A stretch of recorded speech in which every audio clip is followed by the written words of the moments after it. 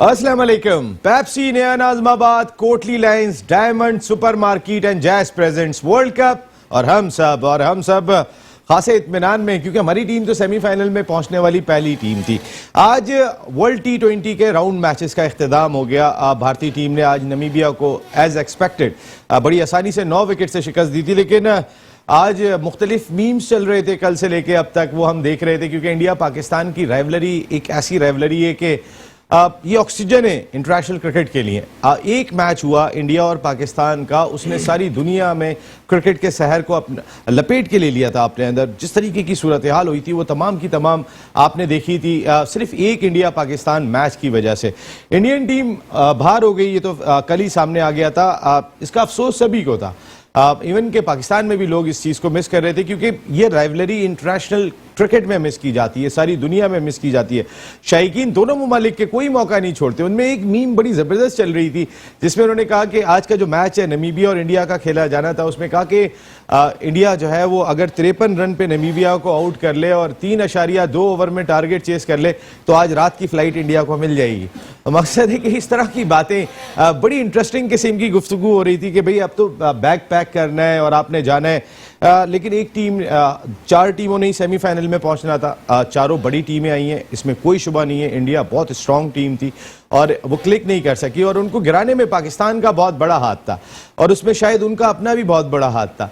उनका हाथ यहाँ पर था कि पाकिस्तान में अगर कश्मीर प्रीमियर लीग हो रही है तो आप खिलाड़ी रोक देंगे, न्यूजीलैंड टीम पाकिस्तान आ गई है तो आप मेल जारी कर देंगे और टीम चली जाएगी। उसका नतीजा ये निकला कि जो स्ट्रॉन्गेस्ट टीम थी इंडिया, फेवरेट टीम थी इंडिया, वो खड़ी नहीं हो सकी। और इन तमाम चीज़ों ने पाकिस्तान टीम को इतना मोटिवेट कर दिया कि वो 10 विकेट से इंडिया को हराने के बाद उसने फिर घूम के नहीं देखा, और इंडिया 10 विकेटों से हारने के बाद फिर सामने नहीं आ सका। वो अल्लाह ताला का हिसाब है कि आप कभी कभी गड़ा खोदते हैं, इरादे आपके जो भी होते हैं, जब तक मुस्बत सोच नहीं होगी, जब तक रिजल्ट नहीं आते। ये वर्ल्ड T20 में इंडियन क्रिकेट बोर्ड ने भी देख लिया होगा, और इंडियन शायकीन को भी इस बात का अंडरस्टैंड होना चाहिए जो खेलों से बेपनाह लगाव रखते हैं। ये तमाम चीज़ें ऐसी थी कि जिन्होंने खेल को भी नुकसान पहुंचाया था, और पाकिस्तान के शायकीन के तो जज्बात जो है वो जिस तरीके से दिल टूटे थे वो सब लोगों ने देखे थे। तो अब पाकिस्तान टीम ने अपनी शानदार कारकर्दगी के बाद उन तमाम दिलों को दोबारा जोड़ दिया। अब हमें याद नहीं है कि न्यूजीलैंड टीम वापस चली गई थी, हमने न्यूजीलैंड को हराया, और अब हम सेमीफाइनल में जुमेरात को मुकाबला करेंगे ऑस्ट्रेलिया के खिलाफ। आज जो आखिरी मैच खेला भारत ने, जो महज रस्मी कार्रवाई था, 9 विकेट से नमीबिया के खिलाफ फतह हासिल की। लेकिन हैरानकुन तौर पर जब विराट कोहली ने टॉस जीता तो मैं ये कम से कम एक्सपेक्ट कर रहा था कि आज इंडियन टीम पहले बैटिंग करेगी और अपने शायकीन को खुश करेगी, कोई 225 रन करेगी, टूर्नामेंट का बड़ा स्कोर करेगी, क्योंकि अब उन पर कोई प्रेशर नहीं है। लेकिन इसके बावजूद टॉस जीतने के बाद उन्होंने पहले बॉलिंग का फैसला किया। यानी वो इतने सहमे हुए थे कि कहीं खुदा ना खास्ता ये वाला मैच ना हार जाए। जब तक आप फेयरलेस क्रिकेट नहीं खेलेंगे, लेकिन इंडिया जितनी फेयरलेस क्रिकेट खेलने के लिए आया था इस वर्ल्ड कप में, वो पाकिस्तान ने पहले ही दिन खत्म कर दी थी। 10 विकेट के मार्जिन से फतह के बाद फिर इंडियन टीम ने घूम के नहीं देखा। पाकिस्तान की शानदार कारकर्दगी का अंदाजा हम इस बात से भी लगा सकते हैं कि जो हमारे इंडिविजुअल रिकॉर्ड्स हैं वो भी बड़े शानदार है। मैं अगर बाबर आजम की बात कर लेता हूं तो लीडिंग रन स्कोरर बने इन राउंड मैचेस के। पाकिस्तान 245 रन स्कोर किए, बटलर के 240 रन थे। हालांकि बटलर की सेंचुरी भी इसके अंदर है, लेकिन बाबर आजम ने जिस तरह अपनी टीम को लीड किया और जिम्मेदारी का मुजाहिरा किया, और जिस कॉन्फिडेंस के साथ उन्होंने जिम्मेदारी का मुजाहिरा किया वो हम सब ने देखा। Well done Babar Azam. उसके बाद शुएब मलिक की अगर मैं बात कर लेता हूं, कल के मैच में स्कॉटलैंड के खिलाफ जो उन्होंने अपनी फॉर्म शो की, 18 गेंदों पे 50 रन स्कोर किए, फास्टेस्ट नेक्स्ट सेंचुरी स्कोर की, तो फिर वेल डन शुएब मलिक। जबरदस्त किस्म की कारकर्दगी आपकी। लेकिन मोहम्मद रिजवान, इनको कैसे भूल सकते हैं आप? रिजवान ने इस कैलेंडर ईयर में सबसे ज्यादा रन्स बनाने का रिकॉर्ड अपने नाम कर लिया। रिजवान ने 1666 रन्स अब तक स्कोर कर चुके हैं, और 1666 रन्स जो है वो क्रिस गेल ने जो 1665 रन्स स्कोर किए थे 2015 में, उनका भी रिकॉर्ड तोड़ दिया। तो वेल डन पाकिस्तान। आप जहां, और फिर अगर कोई हम देख रहे हैं कि लूप होल दिखाई दे रहा है हमारी टीम में, जो प्रॉपर तौर पर परफॉर्म नहीं कर रहे, उनको भी जेल करके रखा हुआ है। हसन अली को जिस तरह मोटिवेट कर रहे हैं, you are a match winner, आप मैच को टर्न करोगे, ये मोटिवेशन है। Fakhar Zaman, you are the specialist of T20 cricket, आपने ही करके दिखाना है। गो कि इन दोनों ने अब तक उस तरीके से परफॉर्म नहीं किया। जब टीम जीत रही होती है तो बहुत सारी चीजें छुप जाती हैं, वो छुपनी नहीं चाहिए और किसी खुशफहमी में मुब्तला नहीं होना चाहिए। 2 मुकाबले और जीतने, उसके बाद जितना एंजॉय करना है वो करेंगे। ये कौम तो वैसे ही अभी से बहुत बहुत एंजॉय कर रही है और बहुत खुश दिखाई दे रही है। इसके अलावा क्रिकेट के और कई सारे इश्यूज हैं जिन पर आज हम बात करेंगे। हमारे शो के अंदर गुफ्तगू के लिए मौजूद हैं पाकिस्तान के फॉर्मर इंटरनेशनल क्रिकेटर, अपने वक्त के जबरदस्त middle order batsman, cricket analyst, commentator Saeed Azad साहब। बहुत बहुत शुक्रिया सईद भाई आपका, थैंक यू वेरी मच। इस जानिब में आ जाता हूं तो हमारे टाइटल स्पॉन्सर हैं और कश्मीर प्रीमियर लीग में भारतीय क्रिकेट बोर्ड ने खिलाड़ियों को रोका था, इसके बावजूद भी ये लोग खड़े हुए। इन्होंने जिस तरीके से मुकाबला किया था वो बहुत ही ज़बरदस्त था। उनके ऑनर खालिद जिया साहब हमारे साथ शो का हिस्सा है, जबकि thank you very much Khalid भाई, वालेकुम अस्सलाम। उनके बराबर में तशरीफ़ रखते हैं ये भी ऑनर हैं कोटली लाइंस, उसी फ्रेंचाइज के जिसने बहुत कमाल की क्रिकेट खेली थी कश्मीर प्रीमियर लीग में और उसकी कामयाबी में बड़ा इंपॉर्टेंट रोल रहा था ऑनर कोटली लाइंस फैसल नदीम साहब। Thank you very much Faisal भाई।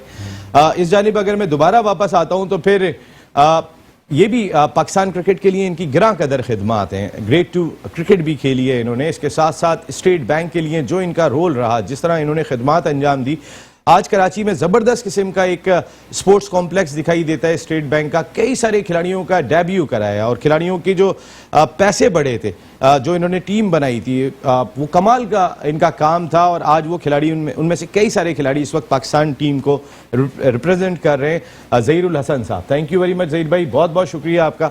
उनके बराबर में तशरीफ़ रखते हैं। अब तो जो इनकी पेशन गोइयाँ हैं वो पूरे पाकिस्तान में डिस्कस होती हुई दिखाई दे रही हैं। बड़ी ज़बरदस्त और तगड़ी गुफ्तगू करते हैं मेरे बेहतरीन दोस्त। इसके साथ साथ ये टेप बॉल क्रिकेट के अंदर भी बड़ा एक मकाम रखते हैं, पूरे पाकिस्तान में अपनी पहचान रखते हैं। कैरी पैकर कहलाते हैं, पूरी पाकिस्तान से खिलाड़ियों को बुलाते हैं। जो माजी में कभी इमरान खान, ज़हीर अब्बास को कैरी पैकर ने बुलाया था, ये मौजूदा दौर के टैप बॉल के कैरी पैकर हैं अब्दुल माजिद शाह साहब। Thank you very much Shah साहब, बहुत बहुत शुक्रिया। और एक हमारे ख़ास मेहमान, आज आप हमारी ट्रांसमिशन में हर दफ़ा एक मरतबा वो ज़रूर तशरीफ़ लाते हैं, तो फिर इनके बगैर तो हमारी ट्रांसमिशन मुकम्मल होती ही नहीं है। कोई और नहीं, क्रिकेट लवर, ज़बरदस्त किस्म के हमारे Ehsan Shaikh. Thank you very much Ehsan, बहुत बहुत शुक्रिया आपका, आपकी आमद का। एहसन, तैयारी है ना पूरी? बिल्कुल तैयारी है, फाइनल जीतने के बाद में बात करूंगा। फाइनल तो फिर आज क्या चुप होके बैठोगे तुम? नहीं, मैं वो भी बात करूंगा, फाइनल जीतने के बाद पे और बात करेंगे। फाइनल जीतने के बाद और भी बात करेंगे। एहसन, चलो आज आप ही से स्टार्ट लेते हैं। एहसन, कैसा रहा ओवरऑल वर्ल्ड T20? इतने सारे हमारे खिलाड़ियों ने परफॉर्म किया, कितना एंजॉय किया पाकिस्तान के मैचेस को? इंडिया को मैं मैसेज देना चाहूँगा कि मैं तो दुआ कर रहा था जो न्यूजीलैंड और अफगानिस्तान का मैच हुआ, मैं तो दुआ कर रहा था कि अफगानिस्तान जीते और इंडिया सेमीफाइनल में आए, बल्कि फाइनल में आए और पाकिस्तान का उससे मुकाबला हो, फिर हम उसको वैसी शिकस्त दें जैसे हमने पहले भी छोड़ी थी। हाँ, उल्टा नहीं हो जाता कहीं? ऐसा कभी कभी सारी दुआएं नहीं कबूल होती हैं। अच्छा, आ जाते तो हम हराते हम, तो अब सेमीफाइनल जीत रहे हैं हम इंशाल्लाह। इंशाल्लाह, वेरी गुड। एहसन आ गए हैं अब तो, फिर तो जीत रहे हैं फिर लाजमी तौर पे। सईद भाई, मैं आपसे ये जानना चाहूंगा, आप individual performances Pakistan cricket team की, अभी हम सेमीफाइनल पे बात नहीं कर रहे हैं, लेकिन जो क्रिकेट, जो ब्रांड ऑफ क्रिकेट हमने खेली है इस वर्ल्ड T20 में, बहुत मुतमईन किया कौम को खिलाड़ियों ने। देखिए, इसमें तो नो डाउट कि पाकिस्तान का सबसे पहली चीज़ तो ये कहना पड़ेगा कि पाकिस्तान की ये जो टीम थी ये टोटली 110% मेरिट पे थी। अच्छा, मेरिट पे थी, उसके साथ इस वक्त जो परफॉर्मेंस चीज़ होती है ना नसीम, जो क्रिकेट की थोड़ा सा जो मैंने खेला है, देखा है, वो पूरी की पूरी मैनेजमेंट पे डिपेंड करती है। लड़के तो देखें, इनका फ्यूचर है, हर लड़के को कॉन्फिडेंस देने के लिए मैनेजमेंट बहुत तगड़ी होनी चाहिए और मैनेजमेंट ऐसी होनी चाहिए कि लड़के को अपना फ्यूचर ब्राइट नजर आना चाहिए। ठीक है, अगर मिसाल के तौर पे ये जितने भी लड़के हैं, ये इनको अब जो बाहर बैठे हुए होंगे उनको भी ये पता चल गया होगा कि आगे हमारा फ्यूचर है क्रिकेट का। नहीं तो 90% पाकिस्तान का जो सिस्टम चला आ रहा है, वो जिनको चांस मिलता है और जो परफॉर्मेंस कर देते हैं, वो उसी वक्त महसूस कर रहे होते हैं कि जैसे अब हमारा ही कैरियर है और जिन्होंने परफॉर्मेंस नहीं दी वो बाहर हैं। ठीक है, इसी तरह बाहर वाले सोचते हैं कि यार इतनी बड़ी ज्यादती हो गई है, अभी तक हमें चांस ही नहीं मिला, बगैर खेले हम बाहर हो जाएंगे। ये चीज इस टूर में मुझे नजर नहीं आई, क्योंकि हारे नहीं कोई, हारे नहीं, इसी की वजह से हारे नहीं। और वरना तो अंदर वो बल्ले भी चलते हुए सुने हमने अंदर। ना बिल्कुल, ये जितनी बातें कर रहा हूँ, ये सिनारियो का मुझे आइडिया है।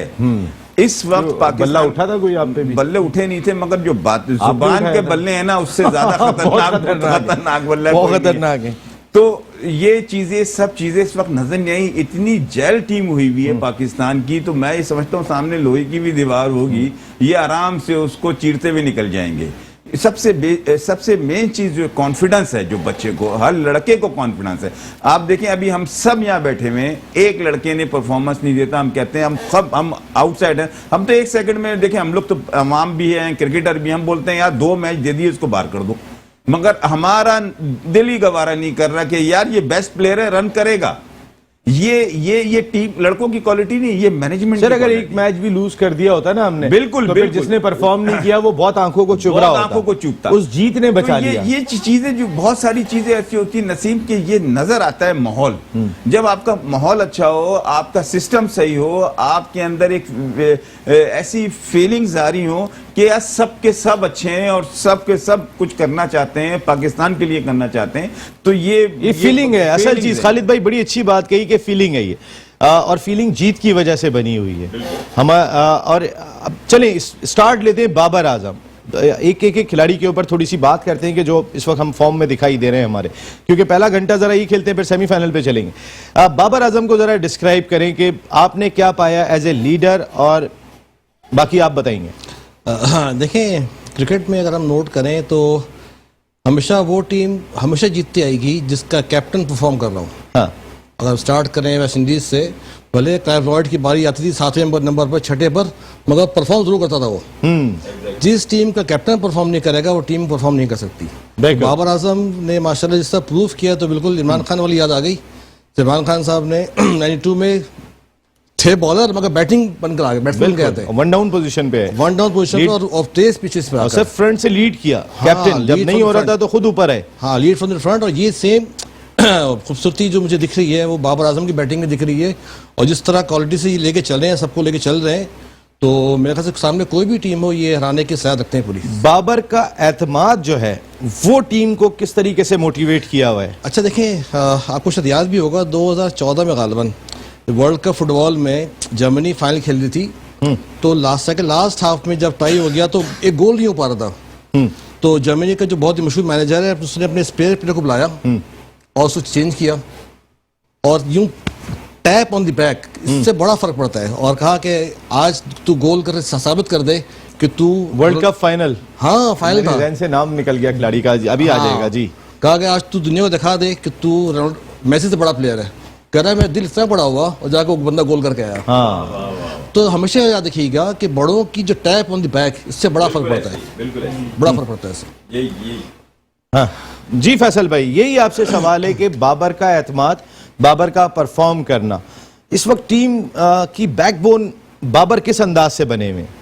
बाबर जिस हिसाब से लेके चल रहा है टीम को, प्लस जो ओपनिंग करता है और जो टारगेट लेके वो चल रहा होता है, आप देखें उसकी बैटिंग भी बड़ी, उसने अपने आप को बड़ा मैच्योर भी किया है। ऐसा नहीं है, बैटिंग में भी अपने आप को थोड़ा सा मैच्योर किया है कि भाई किस तरह मेरे को शॉट्स खेलने हैं और किस टाइम खेलने हैं। ऐसा नहीं है कि वो आया और धड़ाधड़ मारना शुरू कर देता है। आपने देखा होगा कि रिजवान को बोलता है आप मारो, मैं रोकते हैं, आप देखिए वो नहीं मार रहा होता है, फिर रिजवान से नहीं होता तो फिर ये अपनी हिटिंग स्टार्ट करता है। तो ये कि गुड फेट है कि भाई बाबर जो है वो बेसिकली पूरी टीम को लेके चल रहा है। आप बात खालिद भाई की भी है, उन्होंने बोला, सईद भाई ने भी, बात ये है कि मैनेजमेंट जैसी अच्छी होगी ना तो खिलाड़ी का बॉल बहुत बड़ा होता है, तो उसी हिसाब से वो लीड भी कर रहा होता है सबों को लेके। यानी कि पहले जिम्मेदारी, और देन पावर हिटर भी बहुत जबरदस्त है। आप जहां बॉल्स कवर कुछ करते हैं एंड में तो कमाल कर देता है। नहीं, उसने आज बैटिंग की प्रूव किया। वैसे देखें, आप देखें, हमने वही शेख सवाद की कल भी मैं देख रहा था, ये बात हो रही थी हर टीवी चैनल के ऊपर कि भाई बहुत कम स्कोर किया, बहुत कम स्कोर किया, मगर बात ये है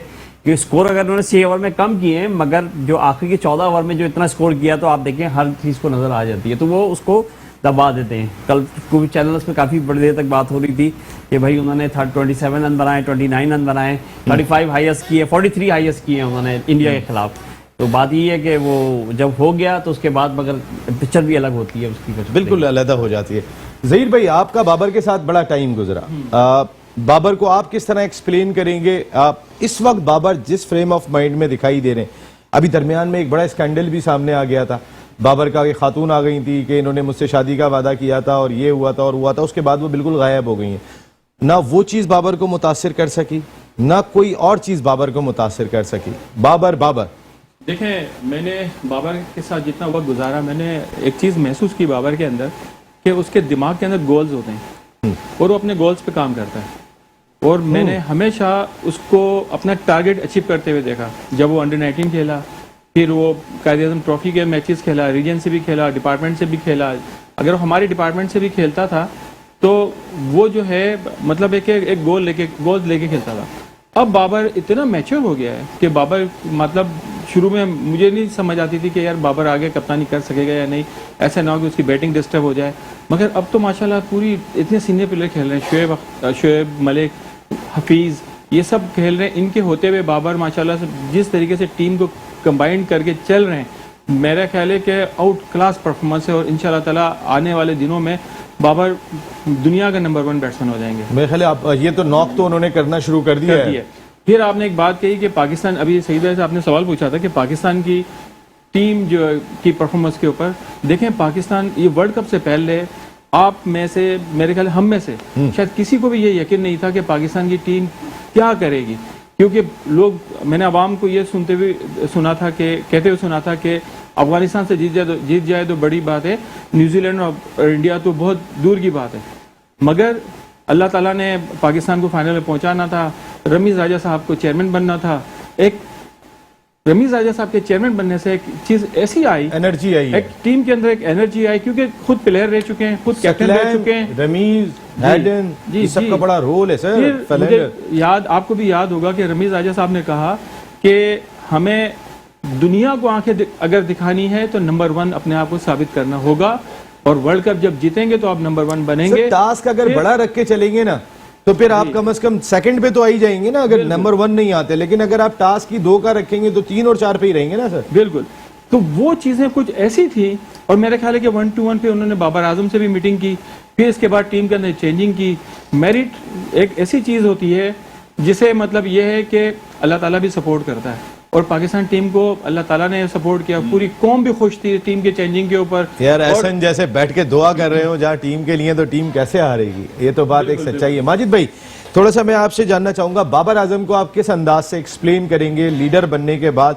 जो एक्सपेक्ट किया जा रहा था, सरफराज को जब हटा रहे थे, मैं भी यहाँ खड़े होकर बात कर रहा था, और सरफराज को आज भी मैं कहता हूँ गलत हटाया गया था, और नंबर 1 टीम पाकिस्तान की थी, वो अपनी जगह पर है। लेकिन एक खौफ था कि बाबर इस वक्त नंबर 1 बैट्समैन है, वो ऐसा ना उसकी परफॉर्मेंस में कोई फर्क पड़ जाए। लेकिन बाबर ने क्या जवाब दिए हैं सबको, मुझे भी, सबको। नहीं नसीम भाई, आप बात बिल्कुल सही कर रहे हो कि बाबर आजम नो डाउट बहुत टैलेंटेड प्लेयर है, लेकिन मैं सबसे पहले एज अ पाकिस्तान के लिए जान भी कुर्बान है ना। लेकिन बातें जो होती है, ये आपको वो बातें करनी चाहिए जो आपको समझ में आती है, और आप किसी को समझाना चाहे एक ईमानदारी से बताने पड़ते हैं। देखिए, इस टूर्नामेंट में नो डाउट कि पाकिस्तान के पास ये जो पिचेस बनी है, ये पाकिस्तान के लिए सूटेबल बनी, और ये हमारे लिए अच्छा, यानी कि लक हम लोगों का अच्छा था।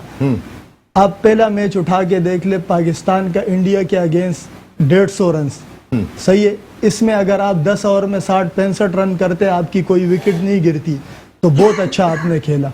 आप दूसरा मैच उठा के देख ले, न्यूजीलैंड के अगेंस्ट 134 रन का टारगेट, इसमें अगर आप 10 ओवर में 65 रन करते तो आपकी बहुत ही अच्छी, यानी कि परफॉर्मेंस है, विकेट आपके हैंड है, आप आराम से स्कोर कर लोगे। अफगानिस्तान के अगेंस्ट आते हमने 149 रन का टारगेट चेस करना था, तो हमें आखिरी 2 ओवर में 24 रन चाहिए थे, और जन्नत गुल बॉलिंग कर रहा था, उधर आसिफ अली के छक्के लग गए। क्या आपका ख्याल है कि सेमीफाइनल में अगर इनके जो हेजरवुड या मिचेल स्टार के 2 ओवर में 24 रन रह गए तो हम कर पाएंगे? ये जो चीजें है ना, ये जो छोटी छोटी चीजें, इनके ऊपर काम करना पड़ेगा, इनको ऊपर से जो है ना थोड़ा सा अच्छा खेलना होगा, मेरे हल्का सा स्ट्राइक रेट बढ़ा लो। हाँ, बस इनको ये चीज करनी पड़ेगी, इनको ये इम्प्रूवमेंट लानी पड़ेगी। ये नहीं कि हम जीत रहे, ये छुपी हुई है ये चीज। बहुत अच्छा खेल रहे हैं पाकिस्तान की टीम। मैंने पहले आपको बोला मैं पाकिस्तानी हूँ, पाकिस्तान के लिए दुआ है, लेकिन मेरे जो दिल में बात है वो मैं आवाम को भी मकसद कहना चाहता हूँ और अपने पैनल को भी इससे मकसद। आपकी बात में बहुत दम है, क्योंकि स्कॉटलैंड के खिलाफ भी अगर हम देखें तो हमने पावर प्ले का सही तरह यूटिलाइज नहीं किया। वो तो आखिर में शुएब मलिक के 18 गेंदों पे 54 रन अगर आप हटा दें तो हम 189 थोड़ी बना रहे हैं, हम तो 170 पे खड़े हैं, 19 रन कम हो जाते हैं हमारे, कम से कम 25 रन। अगर सेमीफाइनल के मैच में सेमीफाइनल में हम 10 ओवर में 65 रन करते तो क्या आपका ये ख्याल है अगर हमारे आगे 150 रन का भी टोटल लगा होगा तो आगे ये 10 रन की एवरेज से हमारे को ये बॉलर खेलने दे देंगे, हेजलवुड और मिचेल स्टार्क और ये जो इनके बॉलर्स हैं, ये हमें खेलने इस आसानी से तो नहीं खेलने देंगे? क्या कोई भी बैट्समैन हमारा आके उस तरह छक्के मार दे जैसे स्कॉटलैंड और नीमिया को मार रहे? बिल्कुल ये सही चीजें बात है, सोचने ये की बात बड़ा इंपॉर्टेंट पॉइंट है सईद भाई आपका क्रिकेटिंग। अभी मैं आता हूँ ये माजिद भाई का पॉइंट जरा डिस्कस करने। जनाब अली, बाबर आजम के बारे में क्या राय है आपकी? बाबर आजम बहुत अच्छे कप्तानी कर रहे हैं, बैटिंग भी बहुत अच्छी कर रहे हैं और इस तरह चलते रहे पाकिस्तान नंबर 1 पे जाएगी। रहेगी ना? जी इंशाल्लाह। इंशाल्लाह भाई, हसन ने कह दिया तो आप तो बस लॉक कर दें। आप कोई दूसरी बात नहीं देखी। सईद भाई ये वैसे माजिद भाई का पॉइंट बहुत लॉजिकल है, ये हम पे जरा डिस्कस करना चाहिए हमें। हमारे ओपनर्स बहुत अच्छा परफॉर्म कर रहे हैं, इसमें कोई दो राय नहीं है, लेकिन अब कभी कभी थोड़ा सा दरमियान में ठक्का ज्यादा लग रहा था। ठक्का तो आप समझ गए हो ना, आपने तो बहुत लगाया अपने करियर में, तो आप बहुत अच्छी क्रिकेट खेले सईद भाई, लेकिन वो थोड़ा सा जो स्लो खेलना, कोई कहीं दरमियान में एक पैच जरूर आता है किसी भी मैच में, जो 2-3 ओवर 4 ओवर का पैच होता है हमारा, जो हम थोड़ा बहुत ज्यादा स्लो हो जाते हैं। विकेटें भी हमारे पास होती हैं उसके बावजूद। देखिए नसीब भाई बाद में जवाब देंगे, पहले मैं ये बताऊं कि शहीद भाई ने 10,000 रन फर्स्ट क्लास में किए हैं और इनके साथ बड़ी ज्यादती हुई है, यकीन करें मैं आपको सही कह रहा सईद भाई हूं। और ये बहुत बड़े प्लेयर थे, बहुत बड़े प्लेयर और अच्छे बैट्समैन थे। मैं अगर छेड़ू नहीं तो फिर आपको पता है फिर मुझे भी सुकून नहीं आएगा। बहुत शुक्रिया, बहुत बहुत शुक्रिया। अच्छा नसीब, मुझे भी शाबाशी थी, मैंने भी बोला। अच्छा चले, बहुत बहुत शुक्रिया। नसीब मैं एक चीज बताऊं, माजिद ने ना बहुत जबरदस्त बात की है, मगर इस बात को मैं इस तरह से लूंगा ये अवाम है, ये अवाम है, मैं जवाब दूंगा क्रिकेट का, ठीक है? ये अवाम है, ये सही बात कर रहे हैं। एक इन्होंने बड़ी अच्छी बात की, जिस बात को मैं एग्री करता हूं कि ये पिचेस थी, ये पाकिस्तान के मतलब की पिचेस थी, इसमें नो डाउट, और ये बड़ी गुड लक। अगर बाबर आजम और ये ओपनिंग पार्टनरशिप नहीं होती, हम कर ही नहीं सकते थे 150 रन इस पिचों में, हम कर ही नहीं सकते थे। इस पिच की वजह से बाबर आजम जो खड़ा होता है, जो हम 5 ओवर का हम वो खेलते हैं, 5 ओवर का हम खेलते हैं 25-30 रन, ठीक है? मगर उसके 5 ओवर के बाद जो हमारे पास टीम है ना, वो 15 ओवर में 200 रन करने वाली है, और मेरिट पे ग्रेट प्लेयर हैं उसमें, आसिफ हो जाए, फखर हो जाए, मगर हमारे लिए वो मैं आपसे सवाल करता हूं जी, कितना टारगेट दिया था न्यूजीलैंड ने? कितना टारगेट दिया था हमें? 150, ठीक है। कितना टारगेट दिया था हमें अफगानिस्तान ने? 144, ठीक है। हम सब लास्ट ओवर में जाके चेस कर रहे हैं, ठीक है। मेरा कहने का मकसद यह है कि अब अफगानिस्तान की फास्ट बॉलिंग में स्पिनर्स हटा, ठीक है, या फिर स्कॉटलैंड की भी, या हम बात कर लेते हैं न्यूजीलैंड की बात कर लेते हैं। सिर्फ एक इंडिया का मैच हमने इतना कमांडिंग खेला था कि वो तो ऐसा लग रहा था कि जैसे अल्लाह ताला ऐसा खिला रहे हैं हमें कि बता रहे हैं कि देखो क्या कुछ हमारे साथ हुआ। हमने ऐसा नहीं खेलते हुए देखा आज तक इंडिया के अगेंस्ट, जो इतना डोमिनेट करके हम खेल के गए, लेकिन फंसे तो थे हम। देखिए अब आपने बात जो की है ना, अब आप इसको लें 25 ओवर का जो 20 ओवर का जो मैच है ना, वो कैसी भी टीम हो, कितनी रियल केस में ऐसा होता है कि आपने 150 रन, 250 रन 15 ओवर में कर दिए, आप एंड ऑफ डे 5 विकेटों से जीत गए। आप विक्ट्री देखें, ये आपकी पॉलिसी भी हो सकती है, प्लानिंग भी हो सकती है। लास्ट 2 ओवर आपके बाद जो डेथ है वो आपके मिचेल स्टार्क और हेजलवुड आपको 24 रन करने देते। अब आप उधर आ गए, अब आप उधर बताऊं, मैं पाकिस्तान बड़ा मुश्किल, सेमीफाइनल पे मैं ब्रेक के बाद बात करूंगा आइएगा, नहीं तो इस मैच में मैं कहता हूं बहुत जबरदस्त टीम खेली और प्लानिंग के साथ खेली। तो देखें हमारे पास सिर्फ ओपनर पार्टनरशिप के अलावा, उसके अलावा, और वो भी एक टेक्निकली बैट्समैन एक ही है आपके पास, बाबर। उसके बाद जो भी आपके पास है वो अब T20 छोड़ दे, मैं कहता हूं 15 वाला मैच है, और हमारे पास नीचे से लेके आखिर तक सिर्फ शाहीन अफरीदी बैटिंग नहीं करता मेरे ख्याल में, नहीं तो सब 15 ओवर वाले मैच है। देखो खालिद भाई, ये जो अभी पॉइंट माजिद भाई ने रेस किया, सईद भाई ने कहा कि हम ठीक जा रहे हैं और हम मैच तो जीत रहे हैं एंड में जाके, लेकिन मैं अपनी जाती तौर पे मैं भी ये बात कहता हूं कि अभी हमें उस तरह के बॉलर्स टकरे नहीं हैं आके। न्यूजीलैंड के फास्ट बॉलर्स भी हमने तकरीबन पहले ही मैच खत्म कर दिया था, इतना मुश्किल नहीं होती। अफगानिस्तान के जन्नत हमारे लिए जन्नत बन गए थे वो, वरना तो आमतौर पे इतनी आसानी से जन्नत नहीं बनते। तो कहने का मकसद है इतना आगे हम लेके क्यों जाएं? जरूरी है कि कौम का ब्लड प्रेशर जो है वो इतना हाई रखें? देखिए इसमें मेरा ये है कि every day is a new day and every game is a new game. मुझे लग रहा है कि जो हमारी मैनेजमेंट है वो इतना थॉरली इसको डिस्कस करती है, इस हर गेम को प्लान करती है कि उसको एग्जीक्यूट करने में एक चीज़ बहुत वाज़े आ रही है कि शुरू के 6 ओवर्स में विकेट लूज नहीं करना। ये बात शायद इनके है, ये प्लानिंग का हिस्सा है। आप सारे 5 मैचेस देख लें, भले रन कम बने मगर विकेट लूज नहीं करना। बिल्कुल, रिजवान 2 मरतबा आउट हुए। खालिद यही है, हमारे पास यही है, में यही बात होती है कि यही है। नहीं कर रहे, इस वजह से वो जो ना शायद स्लो रेट पे चल रहे स्लो भले स्लो हो मगर विकेट लूज नहीं कर रहे, ये हमारी स्ट्रेंथ है। और एक और नसीब है ये खालिद ने, आप ये बता दूं, फखर जिस दिन चल गया, ये जो 5 ओवर ये दोनों खड़े होते हैं ना, 2 मैचों में चलेगा। अगला तो मैच फखर ही जिताएगा इंशाल्लाह। अभी आप सेमीफाइनल की बात करेंगे ना, मैं आपको बताऊंगा होगा, आएंगे अभी सेमीफाइनल पे। जी खालिद भाई आपकी बात मैं रही ये कह रहा था बेसिकली हमारी जो कोचेस हैं, जो हमारी टीम की मैनेजमेंट है, वो भरपूर हर मैच को देख रही है। और ये बॉलर्स हम जिसको हम खेलेंगे इसके लिए इन्होंने तैयारी पूरी की होगी, ऐसा नहीं है कि प्लान ना की हो। विदाउट प्लानिंग ये लोग इतने बड़े मैच को नहीं खेलेंगे, ऐसा नहीं हो सकता। फैसल भाई आपकी राय भी इस मामले पे चाहेंगे कि क्या हम वो जो हम कहते हैं कौम का ब्लड प्रेशर जब तक ना बढ़ जाए, जब तक जीतते नहीं हैं, तो वहां तक बात जाने देनी चाहिए? अगर हमारे एक टारगेट हमें लग रहा है कि हम इसको 1 ओवर पहले 1.5 ओवर पहले खत्म कर दें तो कर दें। नहीं बस अब देखिए नसीब भाई, बात दरअसल ये है कि टारगेट तो अचीव करना ही करना है। अब वो किस तरह करना है वो बेसिकली मैनेजमेंट ज़्यादा बता रही होती है, जो वहाँ पे बैठे होते हैं। देखिए हम भी ग्राउंड में बैठे होते हैं, हम बोलते हैं यार ये छक्का मारे और ये खत्म कर दे, ऐसा पॉसिबल होता नहीं है। हम 1 रन से हारे हैं तो वो पॉसिबल हो नहीं सकता ना, तो इसलिए इन सारी चीज़ों को देखना चाहिए।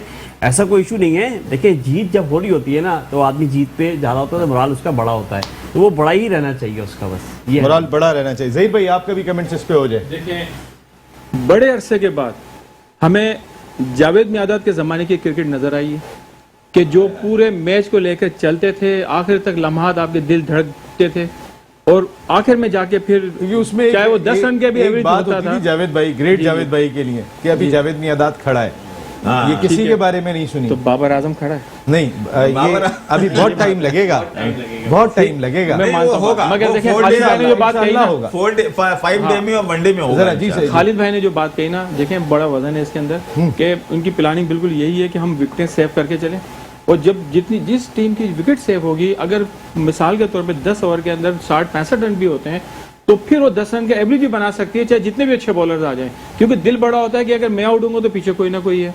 तो पुरानी क्रिकेट भी यही होती थी कि आपको याद होगा कि 9 या 10 रन का एवरेज पाकिस्तान अपने फार्मूले से खेल रहे तो जीत रहा है, फार्मूले से खेल रहे हैं। हाँ, अपने फार्मूले से खेल रहा है पाकिस्तान तो जीत रहा है। लेकिन सेमीफाइनल में क्या होगा पाकिस्तान का? माजिद भाई आपका पॉइंट बहुत डिस्कस हुआ।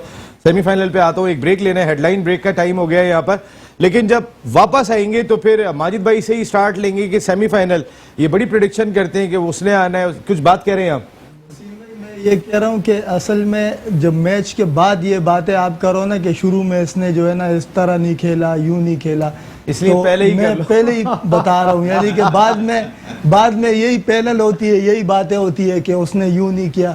अल्लाह ना करे, ये वाला मौका है, हम एंजॉय करते हुए पहले से बोल रहे हैं।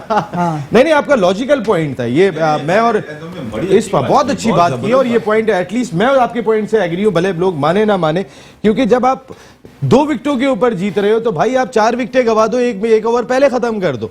आप 8 विकेटों के बजाय 6 विकेटों से जीत जाओ, आखिरी ओवर तक तो ना जाओ। लेकिन अब मैं इससे आगे नहीं जा रहा हूं। प्रोडक्शन टीम में समझ गया, एक ब्रेक फौरी तौर पे, वर्ल्ड कप और हम सब ब्रेक के बाद वापस आ रहे हैं।